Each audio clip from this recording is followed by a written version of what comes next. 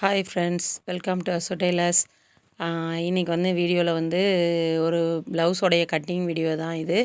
நான் வந்து கட்டிங்கை பற்றி எதுவுமே சொல்ல போகிறதில்ல. நான் வந்து டைமை எப்படி மேனேஜ் பண்ணுறீங்க அப்படின்னு கேட்குறவங்களுக்காண்டி தான் இந்த வீடியோ. வீடியோ வந்து ஸ்கிப் பண்ணாமல் பாருங்கள். உங்களுக்கு வீடியோ பிடிச்சிருந்தது அப்படின்னா கண்டிப்பாக லைக் பண்ணுங்கள், கமெண்ட் பண்ணுங்கள், ஷேர் பண்ணுங்கள். இந்த மாதிரி வீடியோஸ் வேணும்னா சப்ஸ்கிரைப் பண்ணி வச்சுக்கோங்க. வேறு ஏதாவது வீடியோஸ் வேணும்னாலும் நீங்கள் வந்து கமெண்ட்டில் வந்து சொல்லுங்கள். நான் அதையுமே வந்து உங்களுக்கு கொடுக்குறேன். அப்புறம் வந்து டைம் இல்லை அப்படின்னு சொன்னவங்களுக்காக தான். டைம் வந்து இல்லை அப்படின்றத விட நம்ம டைமை வந்து கரெக்டாக யூட்டிலைஸ் பண்ணலை அப்படின்றது தான் உண்மை. கரெக்டான டைமுக்கு நம்ம வந்து ஒர்க்கை வந்து ஷெட்யூல் பண்ணி வச்சுக்கோங்க. அதுதான் உங்களுக்கு ஈஸியாக இருக்கும். அதாவது எல்லா நாளுமே இது வந்து ஒர்க் அவுட் ஆகுமான்னு கேட்டால் கிடையாது. சம்டைம்ஸ் மாறும். மாறுற அன்றைக்கி நாமளுமே கொஞ்சம் மாற்றிக்கலாம், தப்பில்லை. நான் வந்து எப்படின்னா, இன்றைக்கி ஃபங்க்ஷன் வீடு இருக்குது, கல்யாண வீடு இருக்குது, நம்ம போகணும் அப்படின்னா, நான் காலையில் கொஞ்சம் சீக்கிரமாக எழுந்திரிச்சு அன்னைக்கு தைக்க வேண்டியது ஒரு ப்ளவுஸ். நான் வந்து டெய்லிக்கு ஒரு ப்ளவுஸ் தைக்கிறது வந்து கண்டிப்பாக வச்சுக்குவேன். அது வந்து என்ன ஆனாலும் மாற்றிக்க மாட்டேன். ஒரு ப்ளவுஸாவது நான் வந்து முடிச்சிடணும்னு நினைப்பேன். அது வந்து காலையிலேயே ஏர்லி மார்னிங் ஒரு 4:30 5ங்கும்போதே உட்காந்துருவேன். அந்த மாதிரி உட்காந்து முடிச்சு வச்சுக்கிட்டு, அதுக்கப்புறமேட்டு ஊருக்கு ஏதாவது போகணுன்னா அன்னைக்கு போய்க்குவேன். வருமானமே இல்லாமல் செலவும் பண்ணுற மாதிரி இருக்கும் இல்லையா? அதனால தான் நான் வந்து இப்படி பண்ணுவேன். ரொம்ப முடியலை அப்படின்னா, உடம்புக்கு ஏதாவது முடியலைன்னா மட்டும்தான் பெண்டிங்காக இருக்கும். மத்தபடி பெண்டிங் ப்ளவுஸே வராது. ஈஸியாக முடிச்சு கொடுத்துருவேன். அப்புறமா ஃப்ரெண்ட்ஸ், இந்த சொந்தக்காரங்க ப்ளவுஸ்லாம் வந்தால் வீட்டை விட்டு வெளியிலே போக மாட்டேங்குது. அது ஏன்னே எனக்கும் தெரியல. மேபி உங்களுக்கு யாருக்காவது தெரிஞ்சிருந்தா சொல்லுங்கள். ஏன் அவங்களுடைய ப்ளவுஸ்லாம் வந்தால் மட்டும் நமக்கு ஒரு சோம்பேறி வருது? அவங்களுக்குள்ளதை நம்ம எடுக்கவே மாட்றோம். அடுத்தவங்களுக்குள்ளதையே தான் தச்சுட்ருக்குற மாதிரி இருக்குது. எனக்குமே எங்கள் மைனி ஒருத்தவங்க ப்ளவுஸ் கொடுத்துருந்தாங்க. நானும் அவங்களுக்குள்ளதை முடிச்சிடணும்னு பார்க்குறேன். ஏதாவது ஒரு காரணத்தினால அவங்களுடையது பெண்டிங்லேயே இருந்த மாதிரி இருக்குது. கண்டிப்பாக பார்த்தாங்கன்னா ஏதாவது நினைப்பாங்க. ஸோ வந்து அவங்களுக்குள்ளதையுமே வந்து நம்ம முடிச்சு கொடுத்துடணும் சீக்கிரமேட்டு. ஆனால் ஏன் தான் அவங்களோடது, நான் அவங்களோடதுன்னு இல்லை, பொதுவாகவே சொந்தக்காரங்களுக்குள்ளதுன்னு வந்துட்டாலே வீட்டிலேருந்து வெளியிலவே போக மாட்டேங்குது. என்ன காரணம்னு தெரியல. நான் அதுக்கு ஏதாவது கண்டுபிடிச்சு பண்ணணும். கொஞ்சம் சொந்தக்காரங்க ப்ளவுஸ்லாம் வீட்டுக்கு வந்தால் வெளியில் போகிற மாதிரி ஏதாவது டிப்ஸ் இருந்தால் கமெண்ட்டில் வந்து ஷேர் பண்ணுங்கள் ஃப்ரெண்ட்ஸ். நானுமே வந்து தெரிஞ்சுக்கிறேன். அப்புறம் வந்து டைம் இல்லைன்னு சொல்லிகிட்டு இருந்தோம் இல்லையா? அதை தான் பேசிகிட்டு இருந்தோம். காலையில் ஒரு 9 மணிங்கிறச்சே குழந்தைங்கள அனுப்பி வேலையை முடித்து எல்லாம் ரெடி பண்ணுற மாதிரி பார்த்துக்கங்க.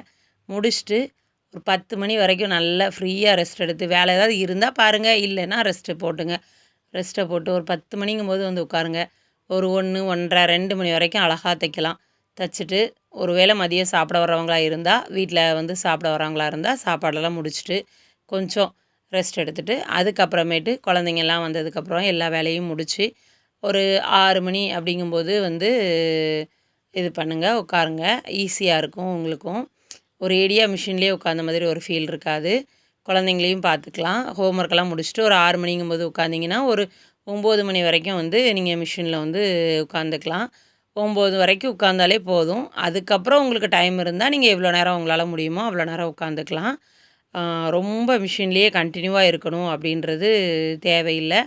கொஞ்சம் கொஞ்சம் ரெஸ்ட் எடுத்துக்கோங்க. இப்போ வந்து இதில் வந்து நமக்கு எவ்வளோ ப்ளவுஸ் ஒரு நாளைக்கு நார்மலாக தைக்கலாம் அப்படின்றத தான் நான் வந்து சொல்ல போகிறேன். ஒரு ப்ளவுஸ் சாதா ப்ளவுஸ்னால் ஒரு 40 நிமிஷம் டைம் எடுத்துக்கங்க. அதுக்கு மேலே எடுக்கவே எடுக்காதீங்க. அது வந்து ரொம்ப தப்பு. சோம்பேறித்தனமாக ஆயிடுவோம் நம்ம வந்து. அதை வந்து யாருமே பண்ணாதீங்க. நீங்கள் வந்து ஃபஸ்ட்டு செல்லில் டைமர் ஆன் பண்ணிக்கோங்க.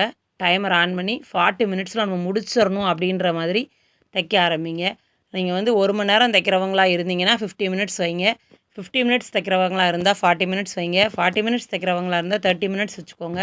அப்போ தான் உங்களால் அந்த ஸ்பீடை வந்து கரெக்டாக கொண்டு வர முடியும். நீங்கள் 40 மினிட்ஸ் ஸ்பீடு வச்சிங்கன்னா 50 மினிட்ஸ் போயிடும். ஸோ நீங்கள் எவ்வளோ நேரத்தில் முடிப்பீங்களோ அதில் இருந்து 10 மினிட்ஸ் முன்னாடி வச்சுட்டு அந்த டைமர் ஆன் பண்ணிக்கோங்க. இந்த டைமர் ஆன் பண்ணுற கேப்பில் யூடியூப் ஓப்பன் பண்ணி அதில் என்ன வீடியோ வந்திருக்கு, என்ன ஷார்ட்ஸ் வந்திருக்குன்னு பார்க்குறத நிறுத்துங்க. ஏன்னா நான்லாம் அப்படிலாம் பண்ணுற ஆள் தான். அதனால தான் நான் உங்ககிட்ட சொல்கிறேன். அதை வந்து பார்க்காதீங்க. அந்த மாதிரி பார்த்தா நமக்கு தான் டைம் வந்து வேஸ்ட்டு. ஸோ அந்த மாதிரி வந்து பார்க்காதீங்க. இப்போது 10 மணிக்கு உட்காந்துருக்கோம். நம்ம வந்து ரேண்டமாக 1 மணி நேரமே டைம் போட்டுக்கலாம். 10 to 11ல் ஒரு ப்ளவுஸ் முடிச்சிடலாம். 11 to 12ல் ஒரு ப்ளவுஸ் முடிச்சிடலாம். 12 to 1ல் ஒரு ப்ளவுஸ் முடிச்சிடலாம். 1 to 2ல் ஒரு ப்ளவுஸ் முடிச்சிடலாம். சாலிடாக ஒரு நாளைக்கு பகலில் மட்டும் 4 ப்ளவுஸ் அழகாக முடிச்சிடலாம்.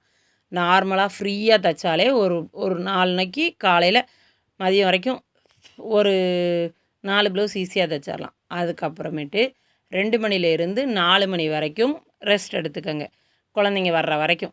அதுக்கப்புறமேட்டு குழந்தைங்க வந்ததுக்கு அப்புறமா நீங்கள் வந்து குழந்தைங்கள படிக்க வச்சு, வீடு வாசல் கூட்டி அந்த வேலையெல்லாம் முடித்து 6 மணிக்கு மிஷினில் உட்காருங்க.